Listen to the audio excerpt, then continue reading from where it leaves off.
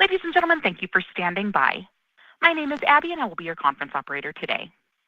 At this time, I would like to welcome everyone to the Costco Wholesale Corporation Fiscal Second Quarter 2026 conference call. All lines have been placed on mute to prevent any background noise. After the speaker's remarks, there will be a question-and-answer session. If you would like to ask a question during that time, simply press star followed by the number 1 on your telephone keypad. If you would like to withdraw your question, press star 1 a second time. Thank you, and I would now like to turn the conference over to Gary Millerchip, Chief Financial Officer. You may begin. Good afternoon, everyone, and thank you for joining us for Costco's second quarter 2026 earnings call. In addition to covering our second quarter financial results today, we will also review our February sales results. I'd like to start by reminding you that these discussions will include forward-looking statements within the meaning of the Private Securities Litigation Reform Act of 1995. These statements involve risks and uncertainties that may cause actual events, results, and/or performance to differ materially from those indicated by such statements. The risks and uncertainties include, but are not limited to, those outlined in today's call, as well as other risks identified from time to time in the company's public statements and reports filed with the SEC. Forward-looking statements speak only as of the date they are made, and the company does not undertake to update these statements except as required by law. Comparable sales and comparable sales excluding impacts from changes in gasoline prices and foreign exchange are intended as supplemental information and are not a substitute for net sales presented in accordance with GAAP. Before we dive into our results, I'm delighted to say that Ron Bakras is once again joining me for today's call. I'll now hand over to Ron for some opening comments. Thank you, Gary. Good afternoon, everyone, and thank you for joining us today. I'll make a few brief comments about some key business priorities before turning it back over to Gary. Let me start by addressing tariffs, as I know this topic is of great interest to our members and our shareholders. The future impact of tariffs remains extremely fluid, as the recently eliminated IEEPA tariffs have now been replaced with new global tariffs for at least the next 150 days. Our buyers continue to act with great agility and urgency, always with the goal of reducing the impact of tariff on prices for our members. We believe our expertise in buying and our limited SKU count model puts us in a position to manage this as well as anyone. Our strategies include moving the country of production when that makes sense, consolidating buying efforts globally to lower the cost of goods, leaning in on Kirkland Signature, where we have the most control of the supply chain, and sourcing more items domestically. Let's move to regarding IEEPA tariff refunds. It is not yet clear what the process will be, what refunds, if any, will be received, and when this will happen. Throughout the past year, we've taken action to reduce the impact of tariffs. In many cases, we didn't pass the full cost on to our members. The complexity of the tariffs implemented over the past year, including layering of different tariffs on top of each other and multiple changes in rates throughout the year, also made it challenging to track the exact impact to an individual item sold. As we've done in the past when legal challenges have recovered charges passed on in some form to our members, our commitment will be to find the best way to return this value to our members through lower prices and better values. We'll be transparent in how we plan to do this, if and when we receive any refunds. At Costco, we always want to be the first to lower prices and the last to raise them. During the second quarter, we lowered prices on key items such as eggs, cheese, coffee, and some paper products, as we saw lower inflation in these commodities. We will continue to be a pricing authority, and as some tariffs have been reduced, we are lowering prices on affected items such as certain textiles, bedding, and cookware SKUs. Turning to our growth priorities, as I shared last quarter, our real estate and operations teams are focused on increasing our pipeline of new warehouses both domestically and internationally. Since our last call, we opened 4 warehouses, including 1 relocation in the U.S., 1 net new U.S. location, and 2 additional Canadian business centers. This brings our total warehouse count to 924 warehouses worldwide. We currently expect to have 28 net new openings in fiscal year 26 and are targeting 30-plus new openings per year in the coming years. In digital, we continue to make strides with our roadmap to deliver a more seamless experience for members in warehouse and online. In the warehouses, we're achieving meaningful improvements in the speed of checkout, employee productivity, both as a result of our mobile wallet enhancements, pharmacy pay ahead, and the rollout of employee pre-scan technology. We're also piloting automated pay stations that will allow members to pay for their pre-scanned orders seamlessly, with an average transaction time of around 8 seconds. Early results show this is improving the flow of traffic, and we've received great member feedback. On our digital sites, we continue to roll out new personalization capabilities, which are resonating well with our members and are starting to have measurable impact on e-commerce sales growth. As consumers embrace AI and their shopping habits, we believe our commitments to providing the best value on great quality items can make Costco a beneficiary of these shifts. We're working closely with the leading AI companies to ensure our values will be visible to existing and potential future Costco members as they engage with these tools. With that, I'll turn it back over to Gary to discuss the results for the quarter, and I'll jump back on during Q&A to field some questions. Thanks, Ron. In today's press release, we reported operating results for the second quarter of fiscal year 2026, the 12 weeks ending February the 15th. As usual, we published a slide deck under Events and Presentations on our investor website with supplemental information to support today's press release. Net income for the second quarter came in at $2.035 billion, or $4.58 per diluted share, up nearly 14% from $1.788 billion, or $4.02 per diluted share in the second quarter last year. Net sales for the second quarter were $68.24 billion, an increase of 9.1% from $62.53 billion in Q2 2025. Comparable sales were up 7.4%, or 6.7% adjusted for gas price deflation and FX. Excluding gas sales entirely and adjusting for the impact of foreign exchange, comparable sales were up 7.4%. Digitally enabled comparable sales were up 22.6%, or 21.7% adjusted for FX. Our segment breakout of comparable sales is disclosed in both our earnings release and the supplemental slide deck. In terms of Q2 comp sales metrics, FX positively impacted sales by approximately 1.4%, while gas price deflation negatively impacted sales by approximately 0.7%. Traffic or shopping frequency increased 3.1% worldwide. Our average transaction or ticket was up 4.2% worldwide and 3.5% excluding gas price deflation and changes in FX. Moving down the income statement to membership fee income. We reported membership fee income of $1.355 billion, an increase of $162 million or 13.6% year over year. Adjusting for FX, the increase was 12.2%. The September 2024 US and Canada membership fee increase accounted for about 1/3 of our membership income growth. Excluding the membership fee increase and FX, membership income grew 7.5% year over year. This was driven by continued growth in our membership base and upgrades to executive memberships. At Q2 end, we had 40.4 million paid executive memberships, up 9.5% versus last year. We ended the quarter with 82.1 million total paid members, up 4.8% versus last year, and 147.2 million cardholders, up 4.7% year over year. In terms of renewal rates, at Q2 end, our US and Canada renewal rate was 92.1%, down 10 basis points from last quarter, and the worldwide rate came in at 89.7%, unchanged from last quarter. The slight decline in the US and Canada renewal rate was due to the factors we have discussed in prior quarters and reflects new online members growing as a percentage of our total base and renewing at a slightly lower rate than warehouse signups. We continue to focus on increasing the renewal rate of these new online members through targeted digital communications and retention strategies, and those efforts partially offset the negative effect of the increased penetration of online signups. Turning to gross margin, our reported rate was higher year over year by 17 basis points and higher 11 basis points without gas deflation, coming in at 11.02% compared to 10.85% last year. Core was lower by 3 basis points and lower by 7 basis points excluding gas deflation.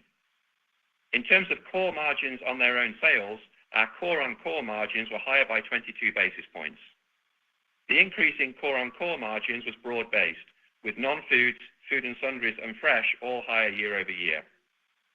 The difference between reported core margins and core-on-core margins was driven by mix changes, as well as higher 2% executive rewards and lower income from our co-brand credit card program compared to last year.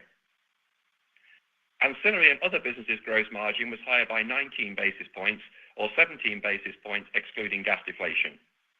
This was driven by higher gas profitability and strong growth in pharmacy. LIFO negatively impacted the gross margin rate by 4 basis points. We had a $12 million LIFO charge in Q2 this year compared to a $12 million credit in Q2 last year. This quarter's gross margin rate also included a non-recurring legal settlement, which had a positive impact of 5 basis points. Moving on to SG&A, our reported SG&A rate was higher or worse year over year by 13 basis points, and higher or worse by 8 basis points without gas deflation, coming in at 9.19% compared to last year's 9.06%. The operations component of SG&A was higher or worse by 2 basis points, but better or lower by 2 basis points, excluding the impact of gas deflation.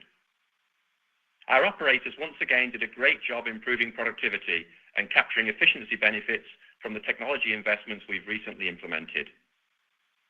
These productivity improvements fully offset last year's wage investments and any impact of extended operating hours.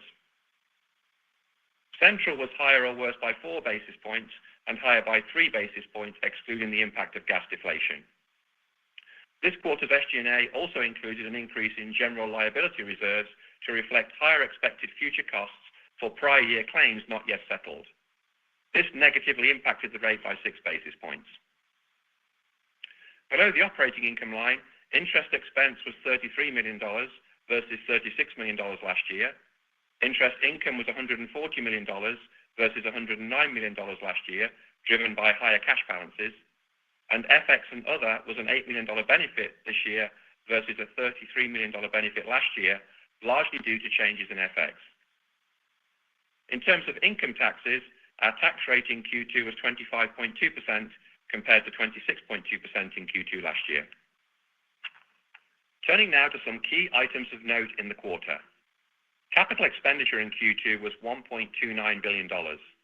We estimate CapEx for the full year will be approximately $6.5 billion as we continue to invest in building a larger pipeline of new warehouses, remodeling our existing warehouses to drive continued growth in high-volume buildings, expanding our depot network to support operations, and enhancing the member digital experience. In terms of merchandising highlights, the Lunar New Year celebration this year showcased our merchants' global buying expertise. We were able to introduce many exciting new items for our members that help drive growth across fresh, foods and sundries, and non-food categories in the US and our international markets. Some of the best sellers included items ranging from duck and quail eggs, Year of the Horse-inspired gold jewelry and bullion, and Shine Muscat grapes. We also had a very successful Valentine's Day. In fact, laid out stem to stem, the roses we sold in the US for Valentine's Day this year would have stretched all the way from Seattle to New York City and back again. Fresh comparable sales were up low double digits in the quarter, led by meat and bakery.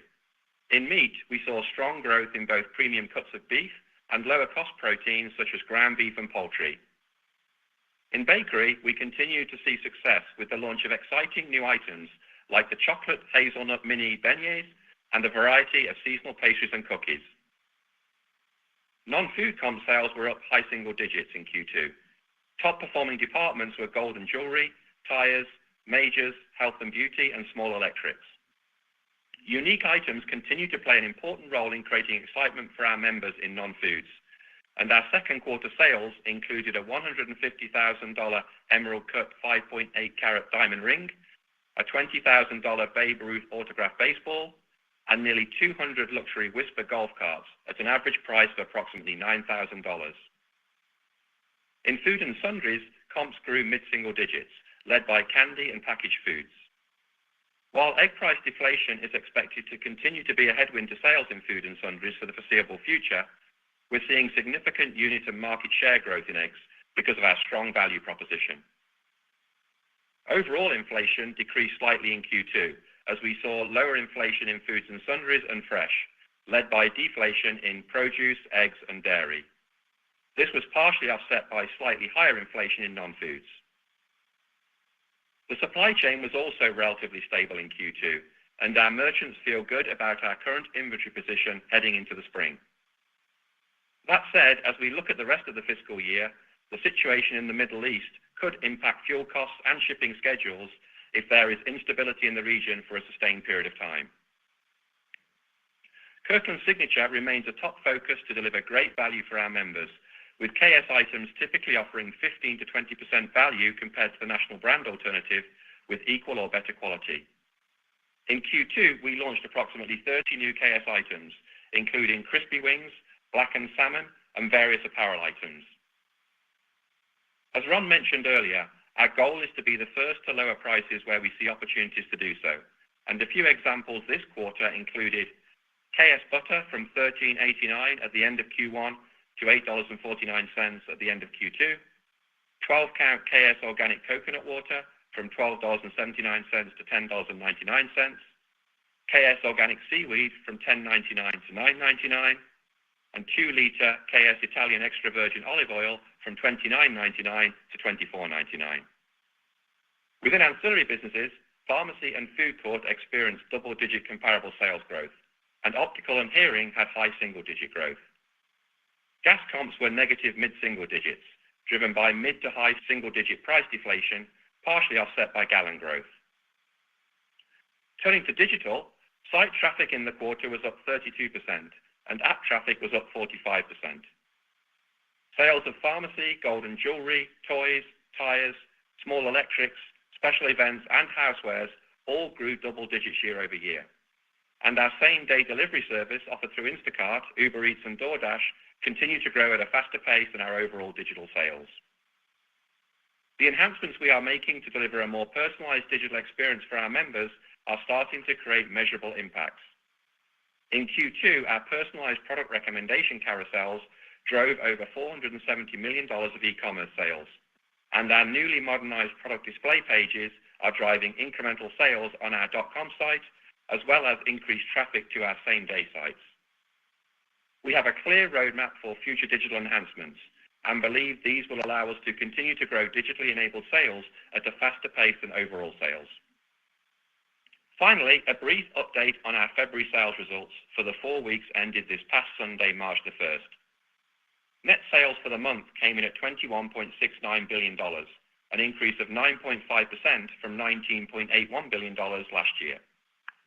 Comparable sales were as follows. The US was up 5.2% or 6% adjusted for gas deflation and FX. Canada was up 12.8% or 9.3% adjusted for gas deflation and FX. Other international was up 17.9% or 10.9% adjusted for gas deflation and FX. And this resulted in total company comp sales of plus 7.9% or plus 7% adjusted for gas deflation and FX. Digitally enabled sales were up 21.8% or 20.8% adjusted for FX. Total company comparable sales for the month, excluding all gas sales and the impact of foreign exchange, was 7.8%. As a reminder, Lunar and Chinese New Year occurred on February the 17th, 19 days later this year. This shift positively impacted February other international and total company sales by approximately 4% and 0.5% respectively. Our comp traffic or frequency for February was up 3% worldwide and 1.5% in the US. Foreign currencies year over year relative to the US dollar positively impacted total and comparable sales as follows. Canada by approximately 5%, other international by approximately 8%, and total company by approximately 1.7%. Gas price deflation negatively impacted total reported comp sales by approximately 85 basis points. The average worldwide selling price per gallon was down 7.5% versus last year. Worldwide, the average transaction was up 4.8%, which includes the impacts from gas deflation and FX. Excluding gas deflation and FX, average transaction was up 3.9%. In terms of regional and merchandising categories, the general highlights were as follows. U.S. regions with the strongest comparable sales were the Midwest, Northwest, and Southeast. Other international in local currencies, we saw the strongest results in China, Taiwan, and Korea. The negative impact of cannibalization was approximately 60 basis points for the total company. Moving to merchandise highlights, the following comparable sales results by category for the month exclude the positive impact of foreign exchange. Food and sundries were positive mid-single digits. Better performing departments included candy, food, and frozen foods. Fresh foods were positive low double digits. Better performing departments included meat and bakery. Non-foods were positive mid-single digits. Better performing departments included jewelry, majors, and small appliances. Ancillary business sales were up mid to high single digits. Pharmacy, food court, and optical were the top performers. Gas was down low to mid-single digits, driven by price per gallon changes year over year. In terms of upcoming releases, we will announce our March sales results for the 5 weeks ending Sunday, April the 5th, on Wednesday, April the 8th after market close. That concludes our prepared remarks, and we'll now open the line up for questions. Thank you, and we'll now begin the question and answer session. If you have dialed in and would like to ask a question, please press star 1 on your telephone keypad to raise your hand and join the queue. If you would like to withdraw your question, simply press star 1 a second time. If you're called upon to ask your question and are listening via speakerphone on your device, please pick up your handset and ensure that your phone is not on mute when asking your question. To be able to take as many questions as possible, we ask that you please limit yourself to 1 question. Again, it is star 1 to join the queue. And our first question comes from the line of Chris Horvers with JP Morgan. Your line is open.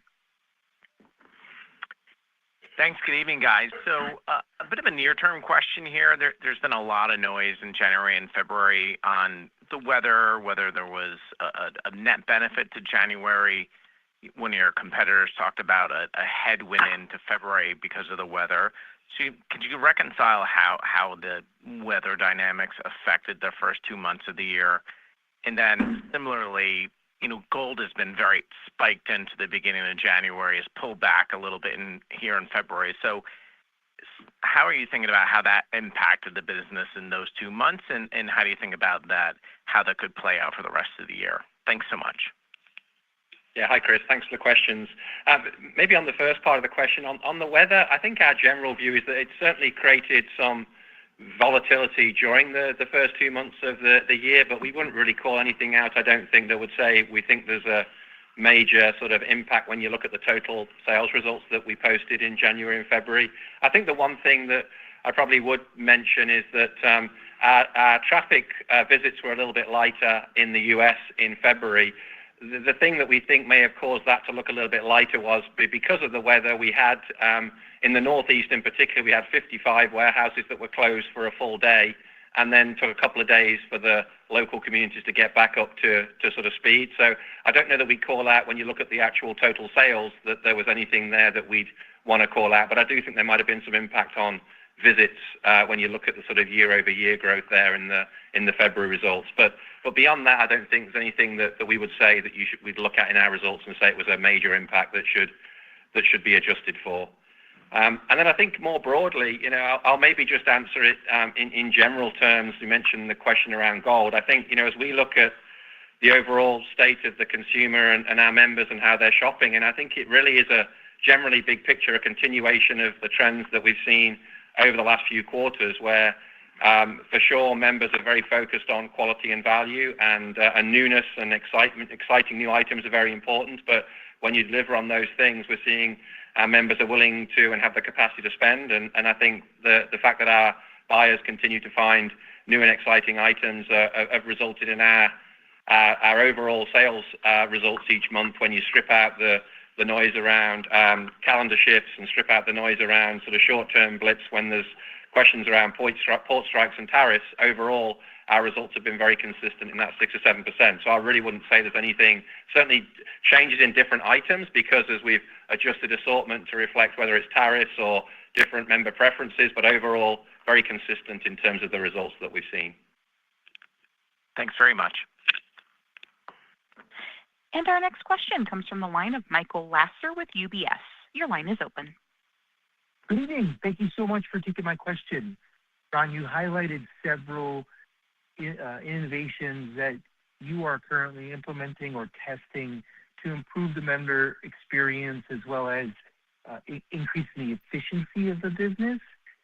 Did you size the potential savings from things like prepaying your card or line breaking from your associates?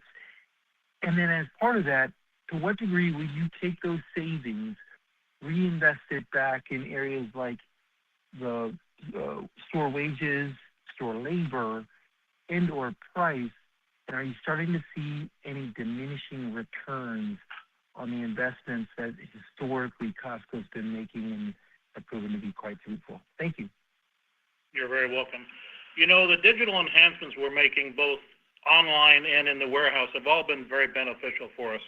In the warehouse, as you use the example of the pharmacy, our pharmacy business is very strong. Traffic has been significantly up, and the adoption of the new digital enhancements have really allowed us to maintain the staffing we have in place and then handle this new growth of volume we're seeing. It's improving the member experience, and it's making the throughput much better, be it the pharmacy app that we've developed or the pay ahead that we have in our warehouses. So it's very accretive to us handling this new volume and being efficient as we do that. So we do see some good tailwinds behind that as that moves forward.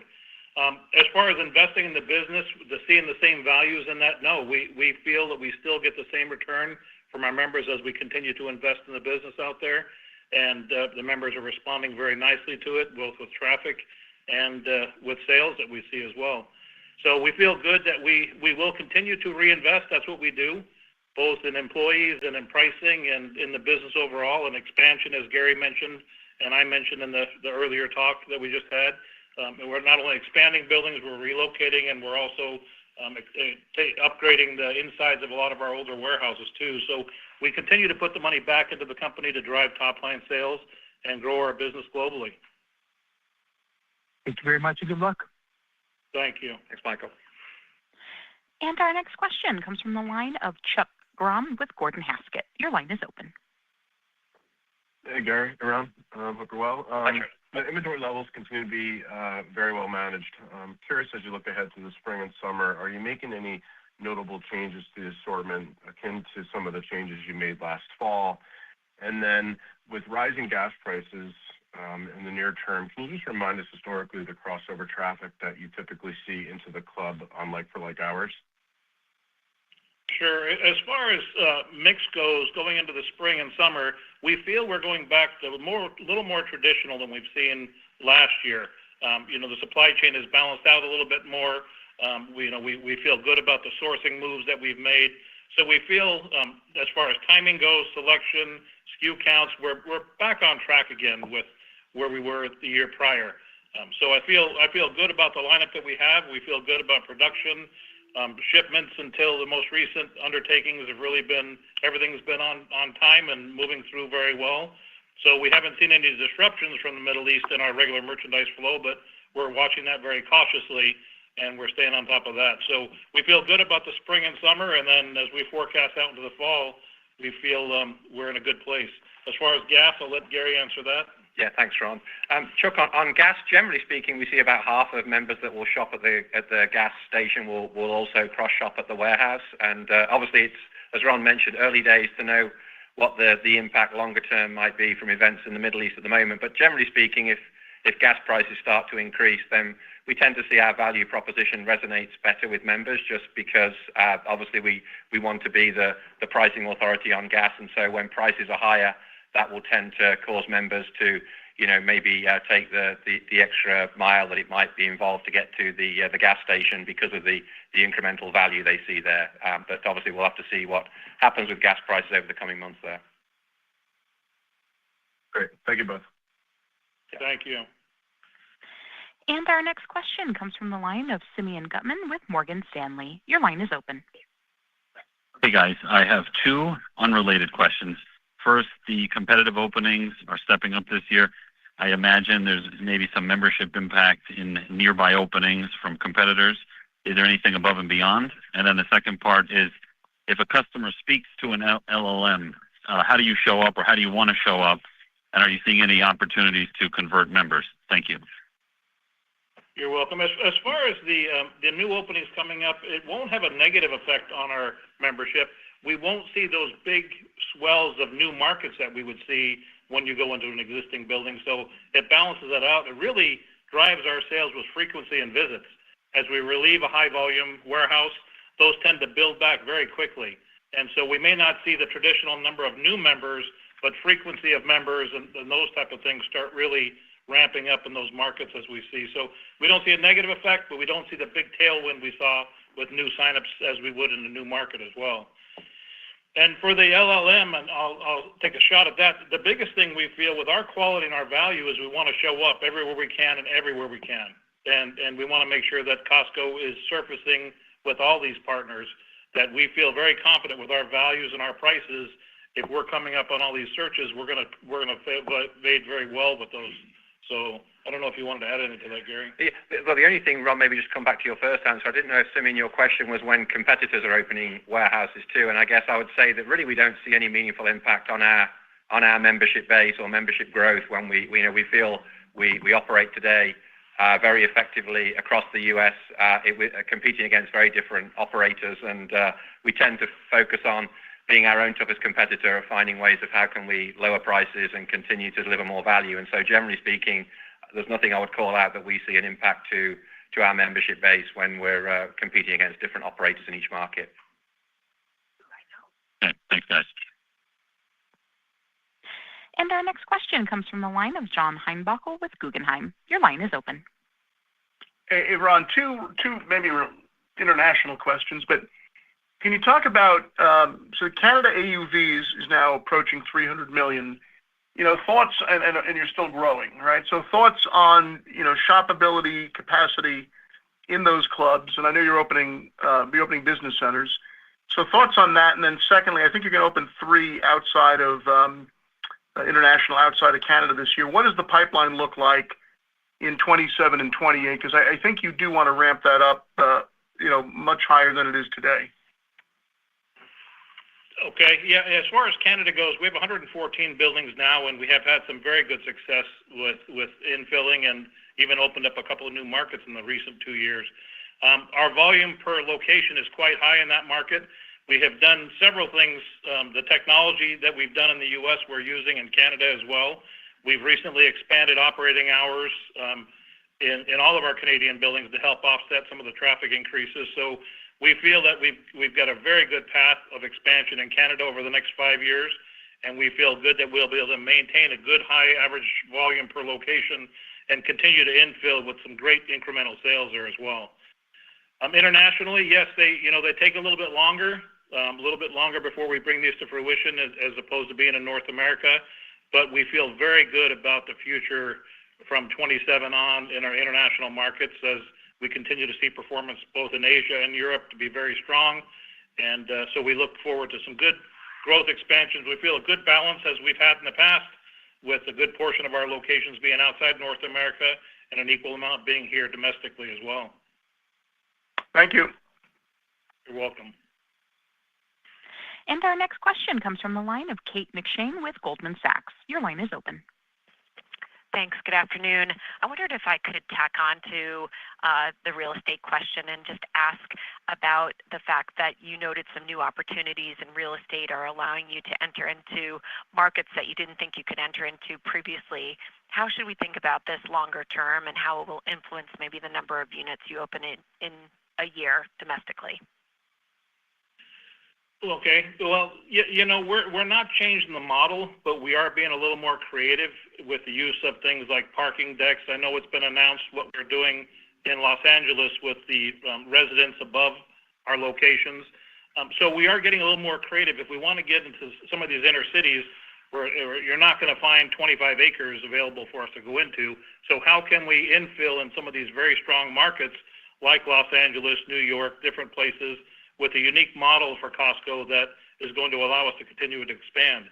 We've done a lot of these things in the past. We've proven out the models in Asia, and we've got some very unique business models, and also in Europe as well, that have served us very well. So it's not new to the company. It's a little newer to the U.S., but we feel very good about how we can be efficient. We can maintain the Costco experience in all of these warehouses, but being a little bit, a little more creative than a standard 25-acre site with 800 parks and one level parking decks out there as well.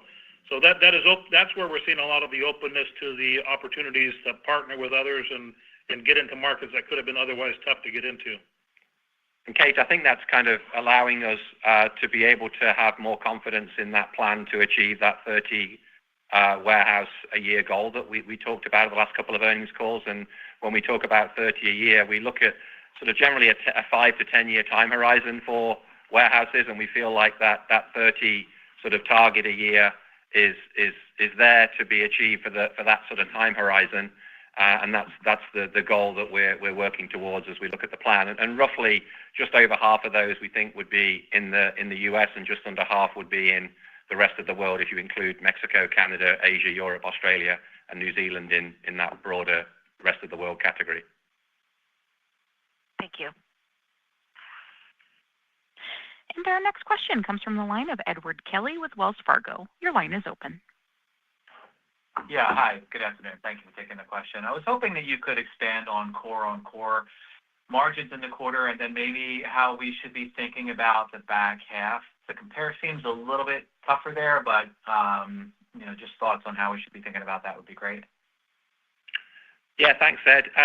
I'll take a step back overall on gross margin. We were pleased with the quarter overall in gross margin. As you heard us say, that the overall result was, if you adjust for gas deflation, was up 11 basis points, but we had a gain for a non-recurring legal settlement in there for 6 basis points. So overall, we look at it as being up by 5 basis points in the quarter, and being able to achieve that growth when we were also lowering prices for members and managing the impact of tariffs. I think the team did a really good job of being able to stay the course in making sure we were delivering more value while also being able to deliver a good financial outcome for our shareholders.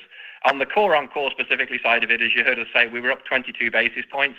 I wouldn't say there's one particular sort of driver of that. It's similar to the themes we shared the last couple of quarters. I think during Q2 in particular, partly would have had some benefit when you look at, we've shared, I know in prior discussions, that when we see prices coming down, as we saw in some of the deflationary items, often that's a time that's helpful to us because we can lead the sort of the world down with lower prices for our members. But because we turn the inventory so quickly, we also tend to get some financial benefit in there. And then we're continuing to work on supply chain efficiencies, and Kirkland Signature penetration continues to improve. So there's a number of different sort of factors, I would say, that help with that. At the same time, as you heard us say, there were some offsets in core because we paid higher 2% rewards. We were lapping some higher income in the credit card program. There is some mix shift as well because our pharmacy business is growing and our e-commerce business are both growing at a faster pace than our core sales. So they kind of dilute some of the impact when you look at the total core margin growth.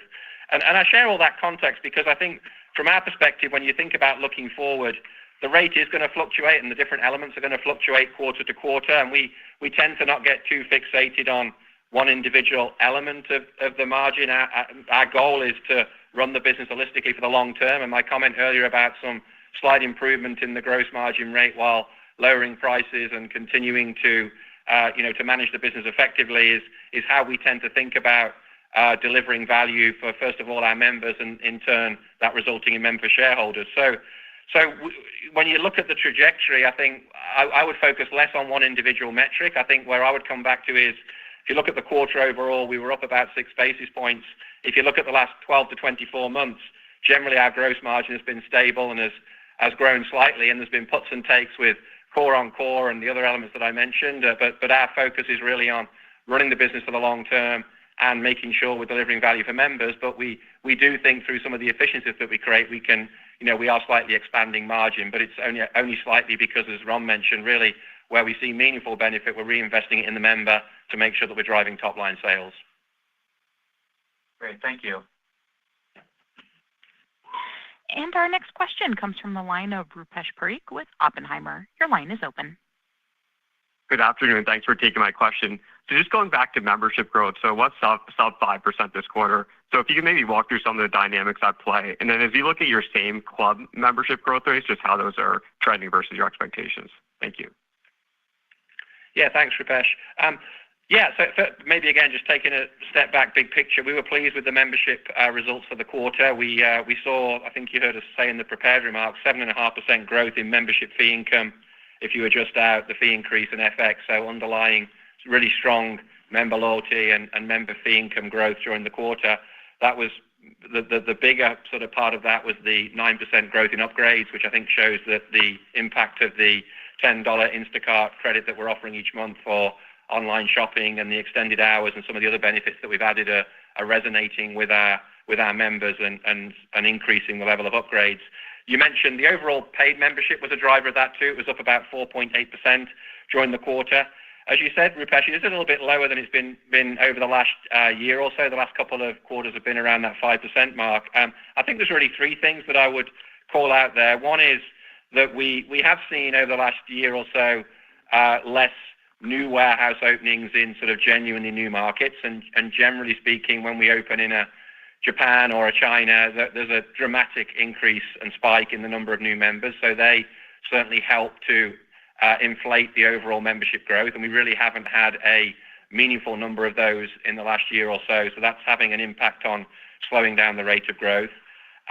Secondly, I'd say we are cycling some strong new member signups a year ago. So we're having some impact of as we cycle those and still seeing strong member signups, but certainly we're sort of lapping some higher growth that we saw this time last year. And then I think, I'd also probably say if you look at the long-term growth rate, as I mentioned, certainly we've had growth at a higher rate when there have been times where we've had those large new warehouse openings with inflated new members, and we've had peaks at certain times where we've seen higher member signups. If you look at our long-term growth rate, it really is in more of that 5% growth range in terms of new members. So I think it's kind of maybe resting more closer to where the long-term growth rate has been.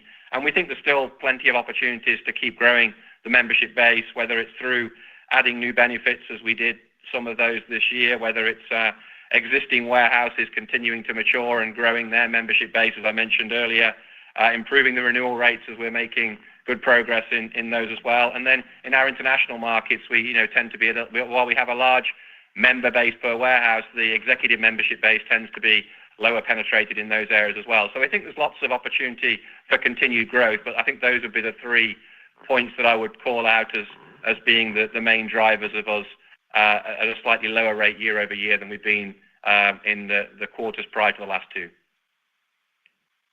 Great, thank you. And our next question comes from the line of David Bellinger with Mizuho. Your line is open. Hey, everyone. Thanks for the question. It's on renewal rates. The U.S. down about 10 basis points, worldwide flat.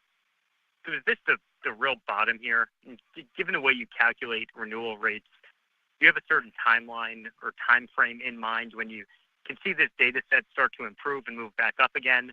And separately, we've noticed some in-warehouse activity, maybe giving out a free item when you sign your membership up for auto renew.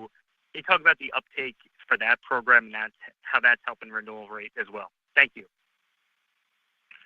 Sure. Yeah. As you mentioned, we called out a few quarters ago that we were seeing a slight decline in the overall membership renewal rate, and you characterized it very, very well, which is as we've started to see a meaningful increase over recent years in the number of digital members signing up, they do generally renew at a slightly lower rate. And so as they've been building as a percentage of the total base, it's been a real positive for us in terms of adding younger new members and helping with total revenue growth. And some of the comments I made about membership growth, responding to Rupesh's question earlier. But it has had an impact when you blend those into the total mix of members, it does bring down slightly the overall renewal rate.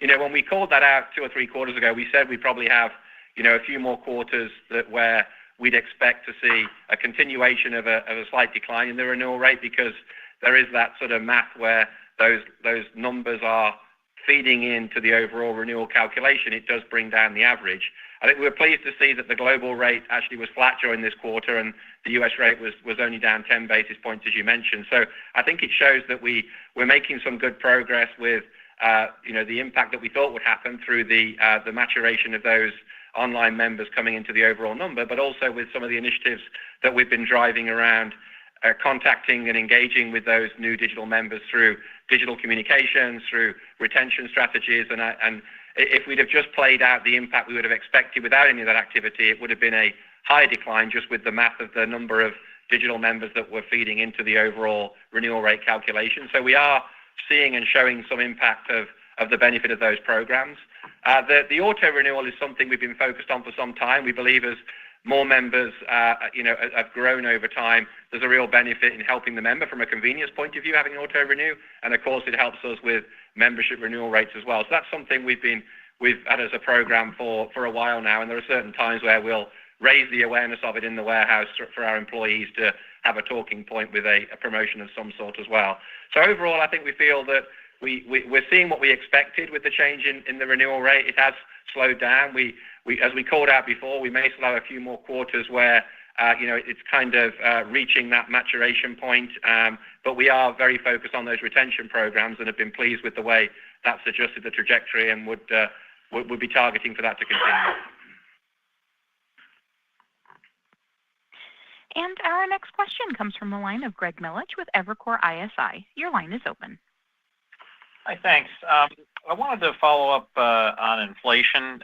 You mentioned how I believe it was a little bit less this quarter than prior quarter, and I'm just curious how much less. If we look at that ticket up 3.4 in the U.S., could we say that inflation was maybe 100 bips of it, down from 150, or could we just sort of frame it?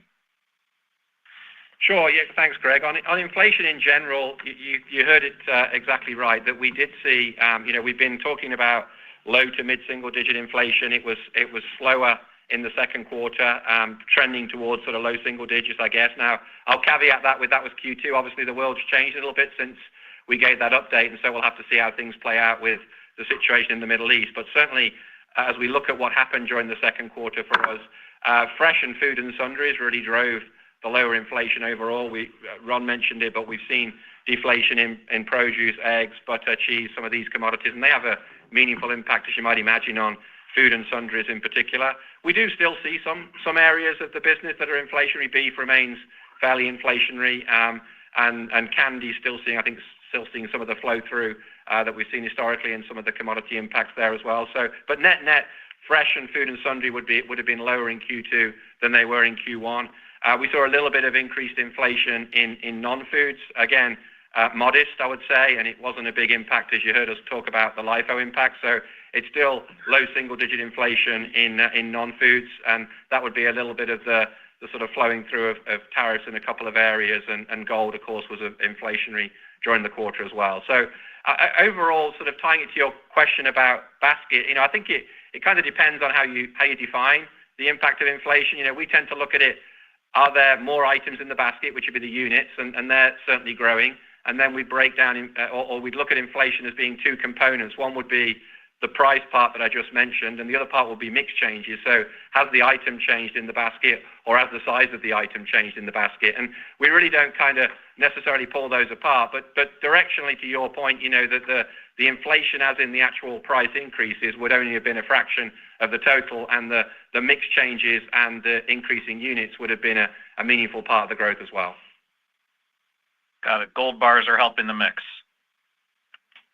It's broader than gold bars, but I think certainly gold bars have been a great example for us actually of where it's one of those examples where it's certainly been a tailwind to the business, but the amount of interest it drives around the brand and the traffic it drives to our websites and some of the cross-selling it drives there, it's been I think it's been a nice surprise of, yes, it's been a great way to deliver value for members, but it's actually, I think, helped elevate other parts of our business too by raising more awareness of the things we have to offer online, for example. That's great. Thanks and good luck. Thanks, Greg. And our next question comes from the line of Oliver Chen with TD Cowen. Your line is open. Hi, Ron and Gary. On the digital advertising frontier, there's a lot of great opportunity ahead. Would love your thoughts on what the roadmap looks like there, as well as marketplaces.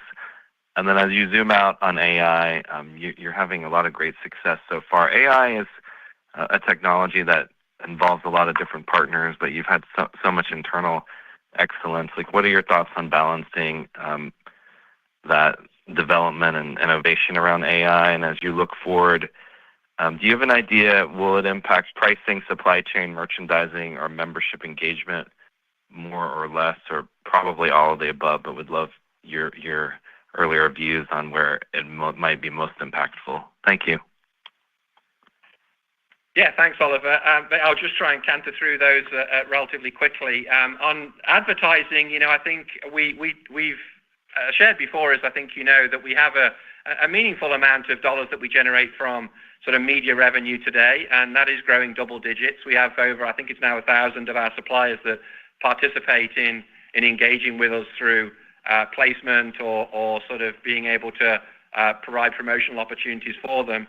From a retail media perspective, we think of that as being somewhat of a new opportunity around how do we get into sort of connect into more of those marketing dollars that our vendors and suppliers are spending. Our first priority is really to build the capabilities internally around delivering more personalized, relevant communication to our members. And you heard me mention in prepared remarks, we're starting to see a few nice examples now where as we build in more of that relevant communication for our members, we're seeing them really respond in a positive way in driving either visits or items in the basket. So really encouraged by that. I'd say we're still in the early innings with retail media because while we've been doing that, we're definitely testing and doing some programs with our suppliers on things like digital TV and targeted MVM amplifications, but they're really kind of the early learning stages. And I think as we continue to build that personalization capability, we think we'll see some additional benefit really throwing through in advertising. I will sort of caveat as always with our expectation of ourselves is that we'll reinvest the vast majority of that to really deliver more value for the member and drive more top line sales as we do with everything that we do. On the marketplace, I think it's for us, it's really it's been a case of where are there places that we can find services and value that offers more value to our members. We've seen, I think, some really good progress on things like installation services and new values that we can offer around whether it's garden furniture or garden fixtures and windows and some of these areas where we see opportunities to really bring unique value to our member with great partners who deliver great quality and value. So there's certainly focus there. And then I would broaden it to some of the services that we offer. So you think about things like Costco travel and think about some of the additional services that we're offering to members that, again, are unique ways in which we can deliver value. And we've been finding a lot of success in really deepening loyalty with members there and growing those elements. That's kind of probably the biggest part of as we think about sort of the marketplace concept of where we think the value can resonate with our members.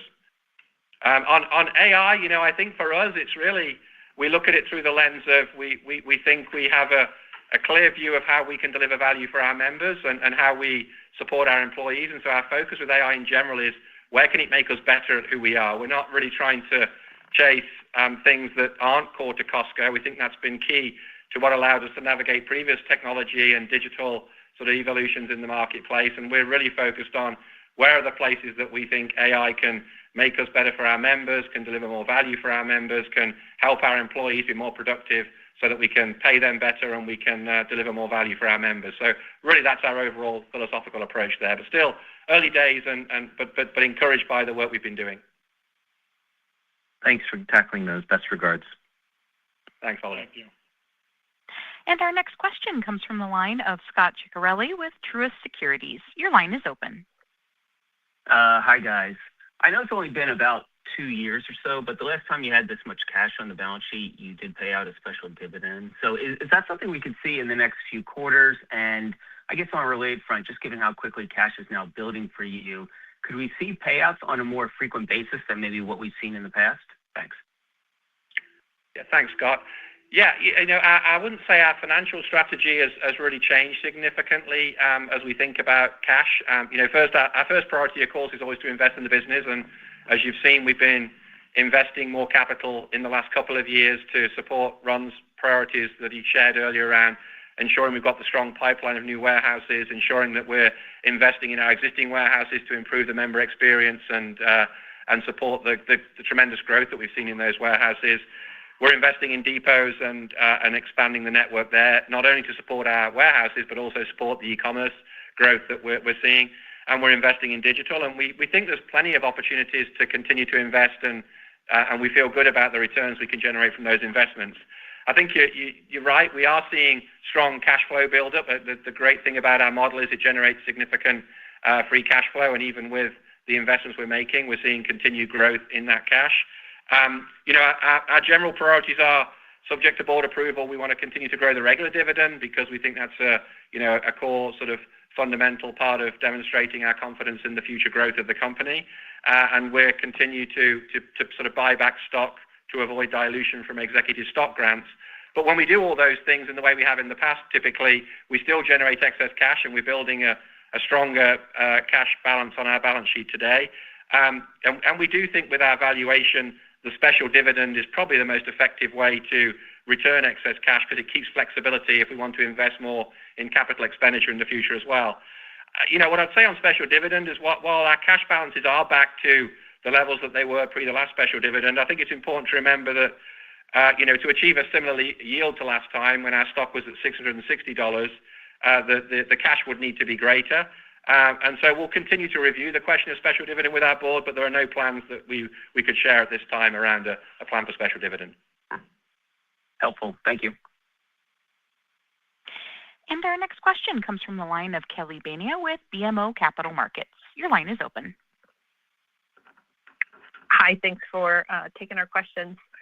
Wanted to ask first if you could just talk about the pharmacy category. A lot of moving pieces being called out by some of your competitors there with the maximum fair pricing, and just curious how and if that impacts you. Doesn't look like it, but maybe would just want to confirm how you see that going forward. And then just bigger picture, wanted to follow up on the media question and the advertising, and was curious if you would maybe size up that more specifically. I think, Gary, you said meaningful amount, but just curious how that looks today, or even if, not specific on how it is, just maybe relative to where it could be over time. Any color there? Sure. Thanks, Kelly. On the pharmacy side of things, yeah, we've had tremendous success with our pharmacy business. I think you've heard us say on a couple of the previous earnings calls that the team's really focused on how do we make sure that we're delivering not just the great value that we always promise to our members, but improving the member experience too. So we've added some new AI tools to improve our in-stock positions on pharmacy, and we've also made some digital enhancements to make it easier for the member to check out at the pharmacy to speed up the experience there as well. So we've seen a strong growth in pharmacy, and you may have heard me say in the prepared remarks that the pharmacy business grew at a faster pace than our total sales, which was part of the sort of reason for the disconnect between the core-on-core margin improvement and the core margin overall. I would say we will have a small impact as a result of the change with Medicare and the pricing of the drugs involved there, but nothing that I would call out to think about as a material headwind for us in terms of our top-line sales results as we see it today. And I think on retail media, I think really, we do think it's a significant opportunity, Kelly, but the reason we don't really size it is that it really comes back to my final point that, that there's tremendous opportunity for us to capture more value, we think, and to help our suppliers actually improve the return on their ad spend. But our focus will be very much on how do we use those dollars to deliver more value back to the member and drive top-line sales. So sizing it for us would be more how much value can we create for the member and drive greater investment in our members in the value that we offer. And you would see it more in our top-line growth as we're able to achieve that growth versus it being sort of a major change in our margin profile, I would say. And our final question comes from the line of Zihan Ma with Bernstein. Your line is open. Great. Thank you. I wanted to ask about the international expansion side, specifically China, where growth seems to have stalled a bit recently, where I'm sure you're facing some pretty strong local competition and Sam's competition as well. Curious how you think about your business model fitting in a market which is highly e-commerce driven, and what learnings you can gain there that can be applied to the rest of the business as well. Thank you. Thank you. I wouldn't say it was stalled. This was more by design, the way we have opened up the first warehouses, very customary to what we've done when we've gone into every other country. We get in, we open up some warehouses, we learn about the culture, we learn about doing business in that country, and then we're on a good, steady growth pattern from there. We see great opportunities in China as we did before we went into the country. We're very pleased with our business and how we're growing. We feel we can compete with anybody in the country as we do internationally. So I see good things coming for us in China, but it will be customary to our normal growth as we have done that around the world, as we've built out Japan and Korea and Europe, the same customary way that Costco grows in these new countries. So we're happy with China. It's growing nicely, and there's more to come in the future for sure. Great, thank you. You're welcome. And ladies and gentlemen, this concludes our question and answer session as well as today's call. We thank you for your participation.